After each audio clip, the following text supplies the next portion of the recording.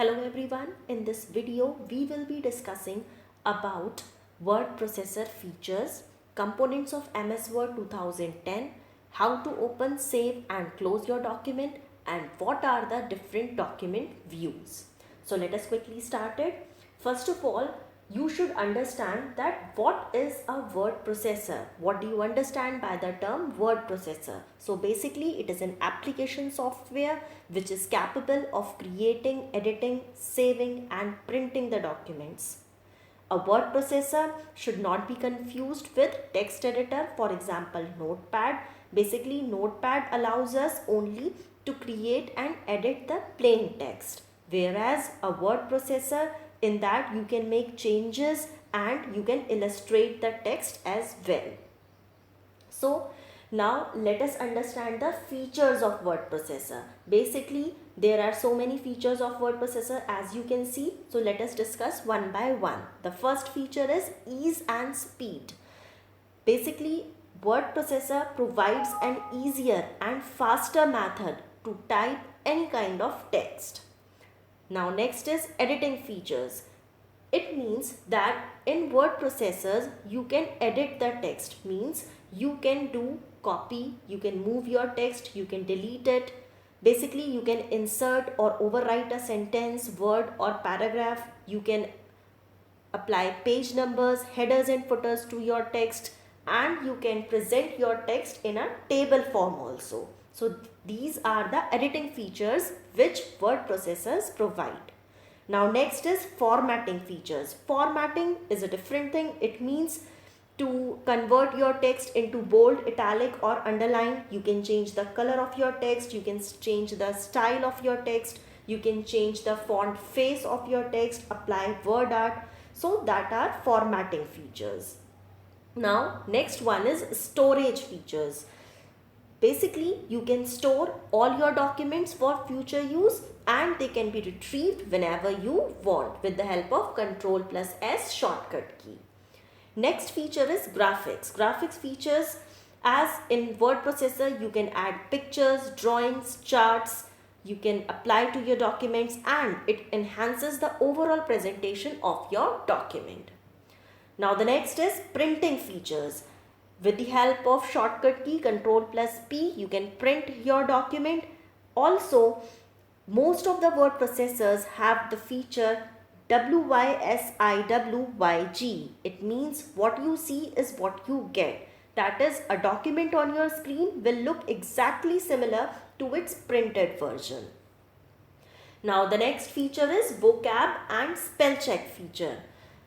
So you can check the spell check and you can not only correct the misspelled words but you can suggest the possible synonyms, and it is also capable that you can rectify your grammatical errors. Now the next is mail merge feature. In this feature you can send a piece of text to multiple addresses or to multiple people. And last but not the least is OLE feature. OLE stands for object linking and embedding.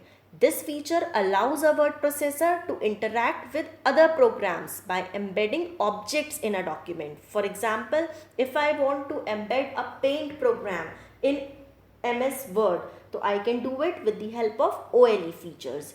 All these features we will be discussing in detail, but first of all let us understand what are the popular word processors. So the very first is MS Word. MS Word is a part of Microsoft Office suite. Others are OpenOffice, then Google Docs, Notepad, WordPad, LibreOffice Writer. So these are the popular word processor. Now let us quickly start MS Word and let us understand that what are the components of MS Word. Here is the MS Word window. As you can see in this window at the top, that is the title bar. That is document 1 Microsoft Word. This is the title bar, title of the document, and it is located at the top of the Word window and it displays the current document name. For example, right now it is document 1. When I will save this file, so it will change into that name what it is mentioned. Like I will show you, I will click on the file option, then save as option or save option, then one dialog box will come to save it. See here, you can save it on the desktop or any other location. So whatever name I will give, that name will be displayed in the title bar of the document. So that is basically title bar. Now on the left hand side there is quick access toolbar. As you can see, it is located near to the word icon, that is the W icon. It provides us an easy access to the frequently used commands button. For example, as you can see here, save as dialog box is there. Then the next one is Control plus Z, that is undo.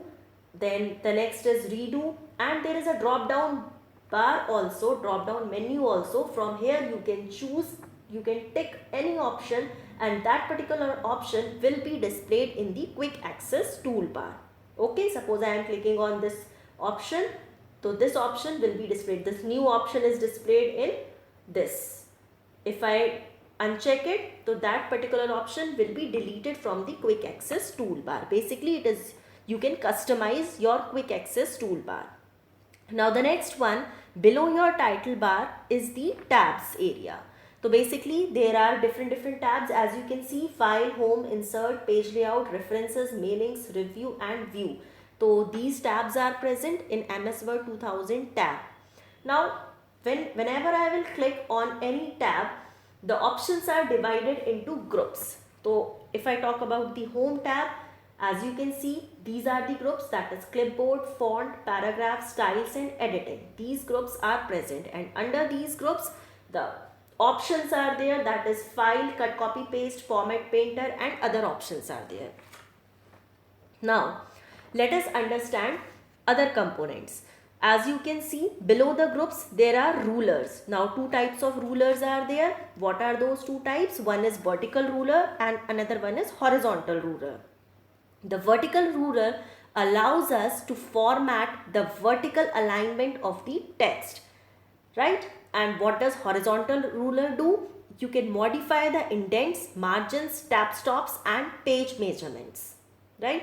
Now the next is in the center, this is the work area. This area, white area, is known as the work area, and below the work area there is status bar, proofing, error icon, and on the and this area is also known as document window also. So what is a status bar? Basically, status bar is located at the bottom of document window. It displays the status of the document that you are working on. It displays the word count, then proofing error, then view button, zoom slider. All these options are mentioned here. Now how to create a new document? Let us quickly click on file option, then new option. Then when I click on new option, then click on blank document, which is clicked by default, then click on create. Okay, so this is how you can create a new blank document.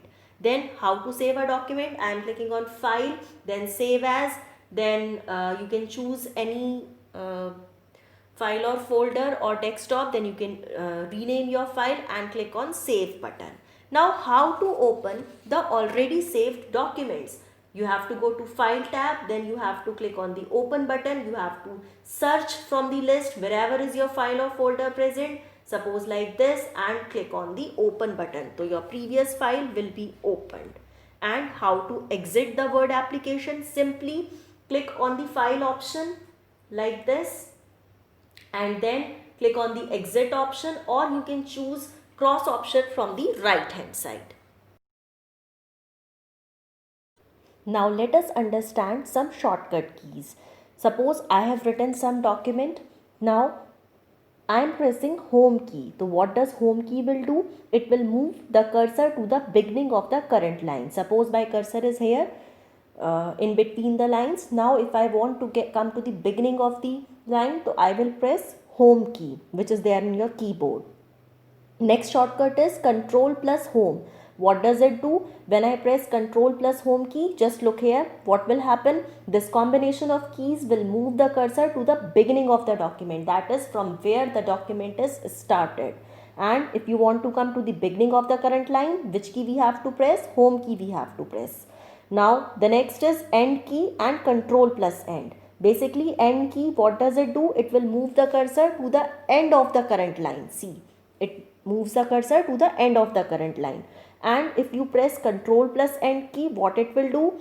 It will move the cursor to the end of the document. Suppose there is one page, let me add one more page. Okay, now here one more page is added, and let me add some text to this page also. Alright, so as you can see, two pages are there. Now suppose I am pressing Ctrl plus end key, I am on page number 1, so I can move to the cursor will be moved to the end of the document. Now what is the function of page up and page down keys? It scrolls your page. Basically it scrolls one page up. Page up key scrolls one page up and page down key scrolls one page down, just as it is shown here, right? Now let us understand about the view buttons. What are the view buttons? What are the different views of MS Word and how they work?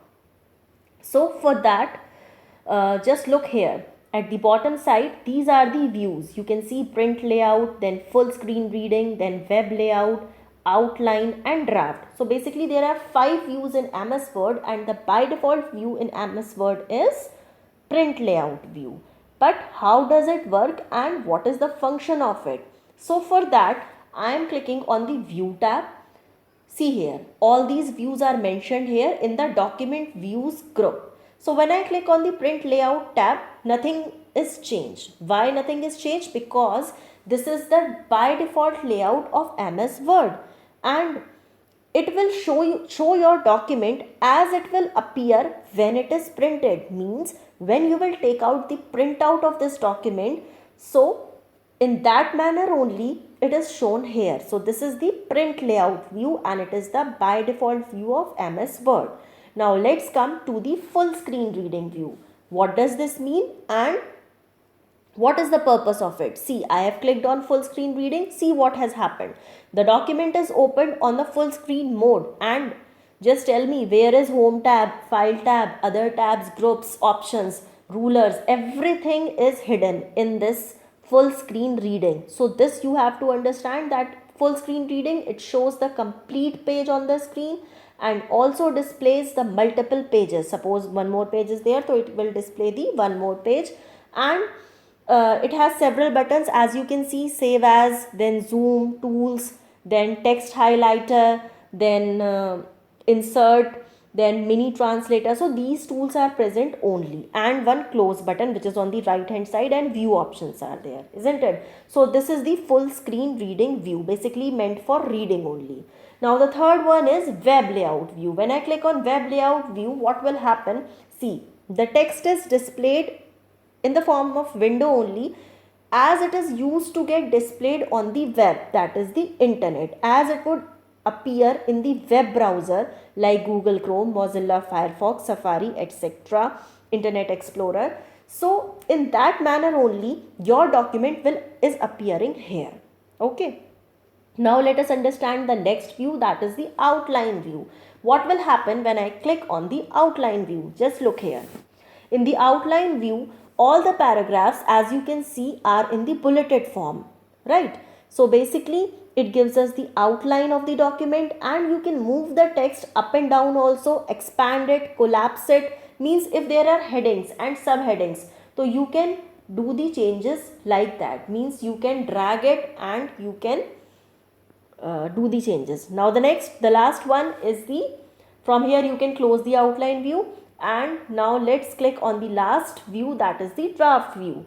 So draft view, what does this mean and what does it do? It basically displays a document as a continuous text scroll, where page breaks are denoted by dashed lines. Okay, page break means that a new page is starting. As you can see, this dash is there. It means a new page is going to start from this point. Okay, and it is helpful if you are using an older or slower computer that cannot display the print layout view.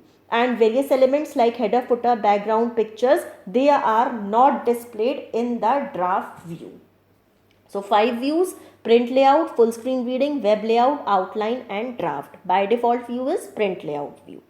Okay, now let us quickly understand the last topic, that is how to protect your document. So in order to protect your document that nobody will see it, nobody can edit it, nobody can open it, what you have to do, quickly I am clicking on the file tab. First of all, let's go back to the print layout view. Otherwise like that also you can do. Then click on the save as option. The moment you click on the save as option, just see here tools option is there.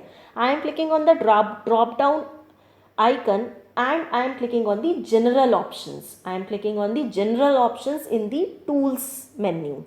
So when I click on general options, this window will get opened. As you can see, it is asking for a password to open. So you can write your password here. Suppose in this case I am writing MCPS here, and one more password it is asking password to modify. Means two passwords you can set. One password to open your file, second password to for the modification. That is, if other person wants to edit your document, then he or she will be asked for the password. So you can keep the same password or you can keep the different password as per your choice. Different is recommended obviously, because one can read it but one cannot edit it without having the second password. And simple, you can click on OK button. Otherwise, when you take the read only recommended dialog box, it means only your file will be read only, it will not open in edit mode. So this is about how to apply the password in your file, how to protect your file, right? So this is all about in this chapter. In the next video, I will be explaining you how to edit a document.